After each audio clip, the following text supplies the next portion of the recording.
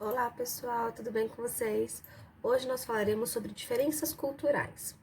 Então, quando a gente fala de diferenças culturais, nós pensamos na língua, na cultura religiosa, nas danças, a forma como as pessoas festejam, né? Então, tudo isso tem interferências culturais.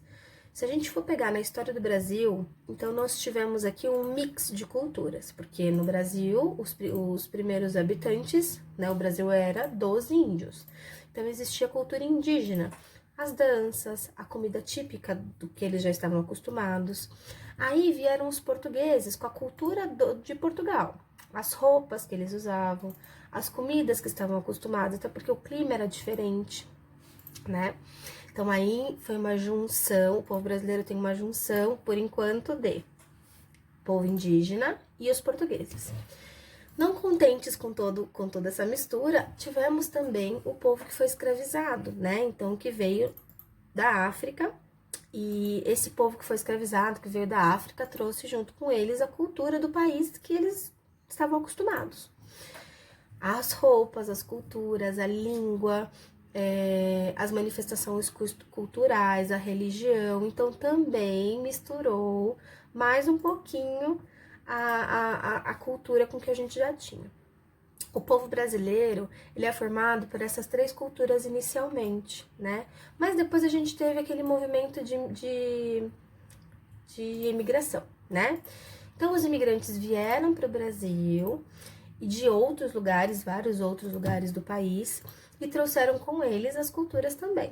Então, o nosso país, ele é formado por diferentes culturas, por diferentes estilos culturais de pessoas, incluindo comida, incluindo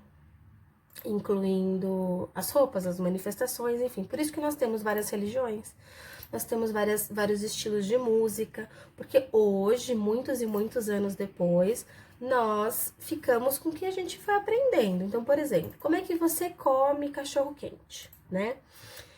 Eu como cachorro quente com pão, salsicha, purê, batata palha, e aí tem gente que coloca milho, ketchup, mostarda, enfim.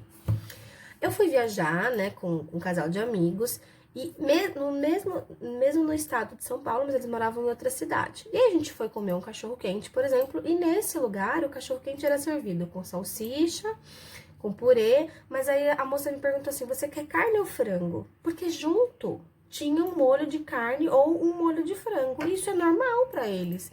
Quando eles me perguntaram, eu fiquei assim olhando, né? Nunca comi cachorro-quente com carne ou com frango. Então, isso é uma manifestação cultural, uma forma diferente. Isso dentro do mesmo estado. Eu só fui para uma outra cidade, mas dentro do mesmo estado de São Paulo. Agora, quando a gente viaja para outro estado, para outra região, por exemplo, aí a coisa tem mais diferença cultural ainda. Então, por exemplo, o açaí, que a gente está acostumado aqui a comer açaí como se fosse sorvete, lá em Manaus, lá no Acre, eles usam para fazer o açaí com peixe, então vira-se um prato salgado.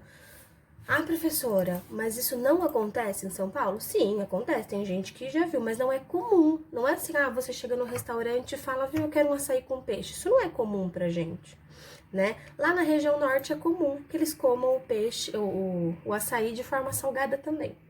Então, conforme mudamos de região e mudamos de país, aí muda mais ainda. Mas conforme a gente muda de região, a gente tem diferenças culturais que são importantes pra gente repensar. E por que isso? Porque nós recebemos muitos imigrantes, né, dentro do nosso país. Então, nós temos diferenças culturais em todo o país, né? Eu comecei esse papo com vocês para que a gente fale não só do porquê, então, por que o meu cachorro-quente é diferente do cachorro-quente dessa minha amiga. Estamos explicando essa diferença, né, e por que isso me espantou na hora, mas era só porque cada uma tá acostumada a comer de uma forma. E também falar sobre o respeito que tem que ter, né? Então, por exemplo, a minha religião é diferente da religião da minha vizinha, porque a minha vizinha veio de outro estado, e nesse outro estado tem uma influência maior africana, por exemplo. Então, essa vizinha tem a religião com descendência africana. Eu tô acostumada, sei lá, na cidade onde eu moro, a influência maior eram de japoneses. Então, porque vieram muitos imigrantes, e aí depois os anos foram passando, enfim. Então, a minha influência maior é pelos japoneses. Então, cada lugar, né, a gente precisa entender que cada lugar tem a sua cultura e que nós imitamos, vai, a gente acostuma com a cultura que nós somos representados. Então, assim, o que a gente precisa entender? Principalmente quando a gente fala de religião, que cada um tem a sua verdade, né? A forma como foi apresentado para a pessoa. Então a gente só precisa respeitar. Ah, professora, eu não concordo com a religião tal. Tudo bem, você não precisa concordar, mas você precisa respeitar que a pessoa possa praticar qualquer religião. Isso, inclusive, está na legislação. Quando a gente fala lá de Constituição, que nós aprendemos, quando a gente fala de legislação, tem leis que falam que as pessoas precisam ser respeitadas. E não o cumprimento dessa lei, as pessoas podem até ser presas. É a mesma coisa do racismo, né? Então, a intolerância religiosa, o racismo são crimes. Né? E aí, quem comete é um criminoso que vai preso, tá bom?